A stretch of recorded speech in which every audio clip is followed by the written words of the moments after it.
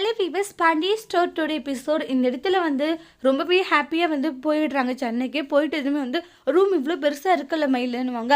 ஆமாம் மாமா, இவ்வளோ பெரிய ரூமா, அது எல்லாம் சேர்த்து வேறு 5000 தான் ஆமான்னுவாங்க. சரிவா போகலான்னு சொல்லிட்டு உள்ளே போகிறாங்க. ஐயோ சென்னை வேறு வந்துட்டு பக்கு பக்குன்னு இருக்கே எனக்கு அப்படின்ட்டு மயில ஒரு மாதிரி பயத்திலேயே இருந்துக்கிட்டு இருக்காங்க. அதுக்கப்புறமா இந்த இடத்துல மீனா இருந்துட்டு, டே உன்னை நினைக்கும் போது எனக்கு ரொம்ப பெருமையாக இருக்குது. ஏன்னா என் அப்பா கிட்ட இந்த அளவுக்கு சவால் விட்டு வந்திருக்கா. கண்டிப்பாக மீனா, சவால் வந்து சும்மா விட்டு வந்து நினைக்காத. கண்டிப்பாக உன் அப்பா ஆசைப்பட்ட மாதிரி நான் கவர்மெண்ட் வேலை வாங்குவேன். நான் கண்டிப்பாக உன் அப்பாவே உன்னையும் ஒன்று சேர்த்துவேன், சரியா? நீ எதுக்குமே கவலைப்படாத அப்படின்ட்டுலாம் சொல்கிறாங்க.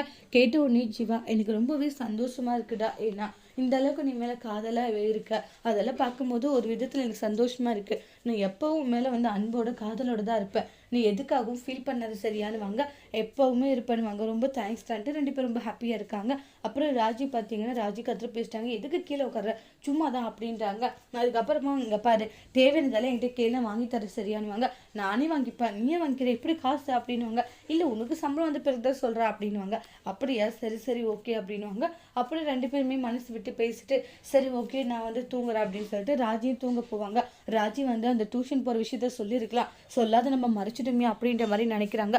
வேண்டாம் சொன்னால் அதுக்கப்புறம் அவன் அனுப்ப மாட்டான், கொஞ்சம் நம்ம பொறுமையாக இருக்கிறது தான் நல்லது அப்படின்ட்டு ராஜி அந்த இடத்துல வந்து சைலண்ட் ஆகிடுறாங்க. அதுக்கப்புறமா வந்து இது மாதிரி வந்து சரணுன்றாங்க, உங்களுடைய கார்டை கம்மிங்குவாங்க. சார் அமௌண்ட்டு கேஷாக என்ன சார்னுவாங்க. அமௌண்ட் நாங்கள் மொத்தமாக கட்டிடுமே, இது மாதிரி 5000ன்னுவாங்க.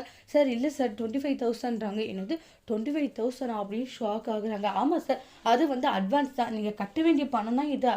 25,000 ஒன்று இல்லை மேடம் அப்படின்றாங்க. என்ன வச்சுக்கிறவங்க வரேன்னு சொல்லிட்டு வெளியே போயிட்டு, என்ன மயில் எதுன்னு தெரியல மாமான்னு ஒன்று ஃபோனை செக் பண்ணுறாங்க.